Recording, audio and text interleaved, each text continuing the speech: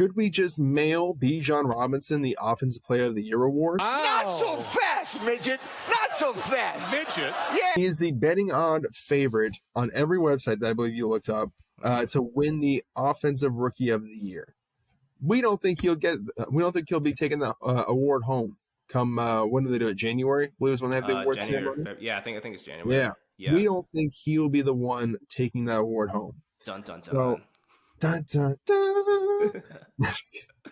So actually, I pulled out my three guys. So I think it comes into the year and it's like, oh, we got this guy, this guy, and this guy, and we think this guy's going to do it. So we did that, and we came up with Bryce Young, actually, Jahmyr Gibbs, and Jackson Smith. In Njigba. JSN, the king of Ohio State. I'm sorry. I'm so used to call him JSN. Njigba, I will work on it. I promise I'll go cry in the bathroom and say it 50 times in the mirror until I get it right. It's a tongue twister. You're good, bro. It's a tongue. Yeah. JSN sounds so much better anyway. So it does. You get all those names in there. It's smooth. And I actually put the winner I had as Bryce Young, which probably shouldn't surprise a whole lot of people. If you're a betting person, I think he's in second place in the odds. Go place that bet and win a little bit of money. First of all, the most obvious reason he should win the award. He's a quarterback. As we've talked about, and everyone's talked about at length, this is a quarterback-driven league. Quarterbacks get all the awards. Quarterbacks win MVP, and then usually who actually was the best offensive player wins, Offensive Player of the Year. And he's coming into the year. I think the Panthers have already stated that he's going to be QB1. He's getting the reps right now with the first team. He's looked great. He's going to be a starter going into the season. So barring any injuries, he should get all the reps. And the Panthers actually have decent weapons around him. They have Adam Thielen. They have DJ Chark. They have Miles Sanders. They have Hayden Hurst. Again, those aren't star names necessarily, but those are good names. Those are good players. Mm-hmm. So it's not like he's sitting here playing with a bunch of dudes off the street that you've never heard of before in your life. So that should only help his case even more. He's going to put up good numbers. He's going to put up not 5,000 yards, but maybe if he puts up 3,000, he can walk home with the award pretty easily. But I feel like at the end of the year, we're going to be having this conversation of, well, yeah, it's going to Young, but it should go to Gibbs because he's going to be running back one there for Detroit. He's not going to have any competition. He can catch the ball in the backfield really well. He can run routes well. He can also, he's great contact balance and vision. We'll be making the arguments, it should be going to him or it should be going to JSN because look, he had 60 catches and 800 yards and 5 touchdowns with DK Metcalf and blah, blah, blah. But we already know where it's going to go. It's going to go to Bryce Young because he's the quarterback. So, true. What are your thoughts? So I can give you 3 names if that's cool because we kind of have like the similar list here. Mm-hmm. But I was checking on FanDuel, and there is an intriguing name there that has plus 3,000 odds, and I feel like maybe it's just because of my Twitter timeline. It's maybe I like a few tweets here and there, keep showing me stuff, and fans keep getting hyped about them. So it could be biased. I don't know. But give me your thoughts on this name.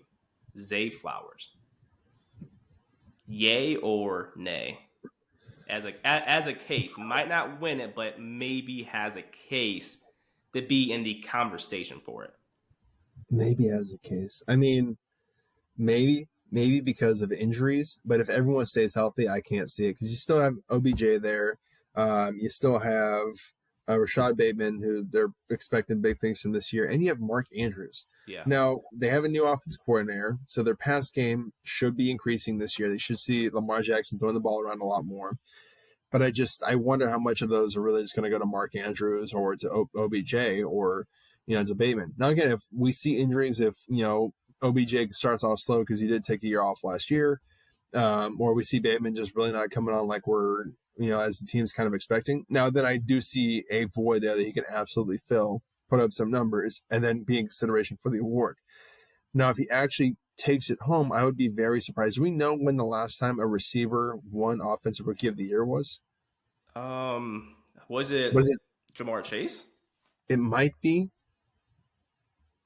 Hold on, we'll look that up real quick. Yeah. Sorry, guys. Just seeing some of our pre-data research live on In Air.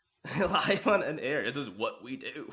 This is what we do. We say wild shit, look it up, and go, nope, we're not crazy. Yeah, no, or we go, we are fucking crazy. Oh, nope, our memories aren't working.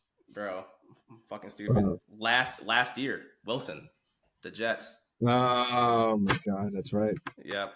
No? But then before that, it was Chase. So okay, so there's some frequency there. So okay, seeing can you see it live in air? I don't remember all that. We pull it up and we go. But Oh, actually, there's two of the to late your last point, three. though, there's only been 3 over the past 10 seasons. Odell Beckham Jr. was won it back in 2014.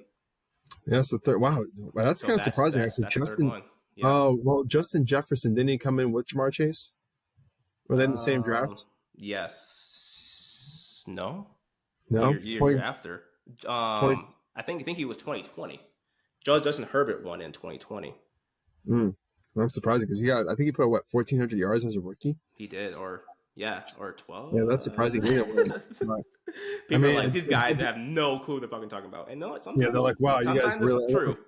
Yeah, there's a lot of 32 teams is a lot of teams to constantly follow up with, right? If you want to ask us about any football happened in the 70s, 80s, and 90s, we got you locked in. All right, stuff that we hit our head a lot playing football. Okay. Yeah. Don't ask me what stuff that happened last year. Okay, that's too easy to know. Last okay, year, that was like 7 months ago. How do you remember anything from that long ago? Fuck, dude. But yeah, so yeah, Wilson. This is round out. Wilson won in 2022. Chase won in 2021. Herbert won in 2020. Murray won in 2019. So Chase won in 2020. You said. Herbert won. Chase was 2021. Herbert was 2020. Well, I mean, if you look at it honestly, if we look at all factors considered here, last year Wilson won it it was considered a weak quarterback draft. I remember that correctly, right? 2022 was a weaker quarterback draft. I think that was the Malik Willis one. Yeah, it was. I think Pickett too, right? No. Yeah, I think it was Pickett and Willis. There's only one quarterback in the first round taken. Yeah. And then 2021, at the initial time, the start, was also a weaker quarterback draft. Lawrence took off last year, but he had Urban Meyer's first year and did not perform. Lance sat. Wilson wasn't good. Mac Jones was a Pro Bowl, but alternative, I think. But again, I think that Jamar Chase, so it seems like the only avenue for a receiver to win is if there's a weak quarterback draft. This, I don't think, will be a weak quarterback draft. I think Bryce Young this year should play well enough to beat out all the receivers. But if he struggles, if he gets hurt, because I know there's some potential durability concerns with his height, I think they're a little unfounded. He's played his whole life at that height, so I don't know why all of a sudden he'd be injury prone now. And it wasn't like he went to some Southern Mississippi college. He went to Alabama. So he was playing the SEC, getting hit, roll tide. And I think his body will hold up. Should be fine. But if he gets hurt, then I can definitely see Zay Jones potentially sliding his way in there. Maybe. But that's my $5 bet. I'm fine. That's your $5. It's plus $3,000 odds. That's like just pull $5 bill there. See what happens. But yeah. Where's the confidence in your dark horse? I want $500 on that bet. Like, come on. Listen, Emmett, that's how you lose lots of money. Trust me, I learned that lesson. That's Twitter talk. That's how you become a millionaire. That's Twitter talk. Never fully trust your dark horse, okay? Listen, if it ain't going to a full confident, it ain't going at all. So we're supposed to talk about defensive player of the year in this segment as well. I think that was a little bit more of a toss-up. I think there's a lot of great defensive talent coming into the league this year. I had it in between Christian Gonzalez, Will Anderson, and Jalen Carter. I know we did make a video earlier on talking about how we had concerns about Jalen Carter being a bust. I still do have those concerns, but I saw a couple stories about how he's tearing it up at Eagles camp. He's beating the first string O-line one-handed. Oh yeah. So maybe he's figured it out. Maybe he's at a level of competition where he feels he needs to try now, and he really turns it on, and we see something special. Yep. But who knows? People put out the stories all the time. This guy looks greater than he's ever had before. This guy made one-handed catch and then goes on to never do anything for the team all year. I have my winner as Christian Gonzalez. I think, to me, he seems like the really obvious choice because he was a top 5 talent. He was projected to go in the top 5. He fell all the way to the Patriots at 17. So he's going to come in with a chip on his shoulder immediately. He's got Bill Belichick as his coach, and he's a great talent developer in the DB room. I mean, think of all the great DBs New England's had since he's been there. Mm-hmm. Too many to even list off. Latest one obviously being Stephon Gilmore, Demarius, Asante Samuel Jr. from Asante Samuel Jr. Yeah. Ty Law, Who's the one right now? Marcus. Oh my gosh, out of University of Houston, he's their nickel or slot corner. Also their returner, Marcus Jones Jr. I'm thinking I'm messing up the name, but he's a name to watch out. He's really good. He's very talented. So he's going to one of the best developers of DB talent in the league. He's already been impressing in camp early. And again, just like Bryce Young, he should have this advantage of where he is a starter early. Being that starter early gets you such a leg up in the competition because people get, the evaluators get to see more of you rather than like, oh, well, he only played 5 games at the end of the year, so we can't really. You have that full season on your belt. You don't have that disadvantage of, or that negative thing that they can throw at you. Yeah. And I know I was looking up a little bit just to make sure because I want to verify that he was considered a top 5 talent going to the draft. And a few sites actually had his draft comp as Patrick Surtain the second. Yeah, he was definitely top 5. Yeah. Yeah. So he's got the talent, he's got the technique, and he's only going to get better under Belichick. Again, I think at the end of the year he can. We will be considering talking about him like we do. The Sauce Gardners, the Patrick Surtains. He'll be in the top 15 conversation. I think it's an absolute steal as much as a first round pick can be a steal, in this draft. And I think he'll be the winner of the defensive player or defensive rookie of the year. This is a side tangent, but did we hear anything why he slipped at all? I never heard thought up about that. That's so weird, man. Because he was supposed to be the top corner taken, right? Yeah. And then all of a sudden when the Patriots picked like the late 17th. 17th?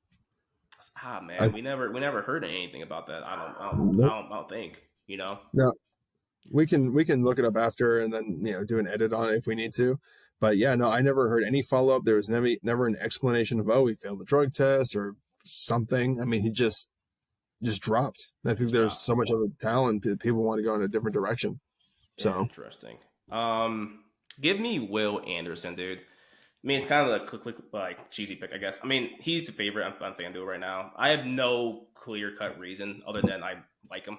I think he'll step in. They won, rush the passer, dude. I mean, I don't know. He can help out with like the run game too, I guess. But I have no other really clear-cut reason other than I just like him. Yeah. Well, thanks for the breakdown. Love that one. Right. Dude's a beast. I know they're switching him from outside backer to full-time defensive end, so he's got that transition.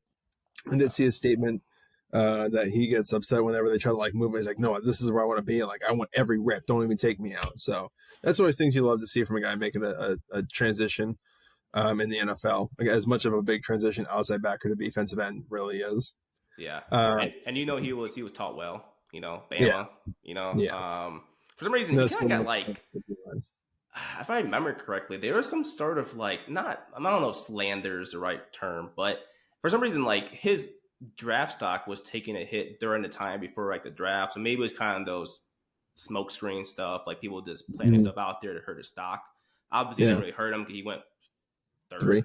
Yeah, yep. 3rd. But it was kind of some funny stuff being said about him. I was like, come on, guys. He's been killing it since his sophomore year at Bama. Come on, don't overthink this dude. But I like him. Yeah, I think that's very simple, clean cut. Yeah, he should be good. Like the Aiden Hutchinson from last year, just a guy that dominated. They did well in college. You expect it, but it is really crazy how the college, especially for defensive end game, does translate well to the NFL because as long as you're building your repertoire and learning those pass moves, they translate. Knowing that instinct to as soon as O lineman shoots his hand, scissors, or if you can ghost rush, fake, kind of like a little fake to dip. Yeah. As long as you learn those moves and techniques and the timing of it, it translates so well to the NFL. It's just about learning which ones still work and when to use them and setting up a better plan for what sets up what move. But once you get that down, it's a much easier game than say corner or quarterback kind of a thing. All right, perfect. So we got our picks in. We'll check back in on this video in January and see where we were right, where we were wrong. Are we stupid? Do we think we know more than we actually do? I know for a fact I am stupid. You can't say that to the people. You gotta lie to them. Make them believe. It's all about honesty here. I'm building trust.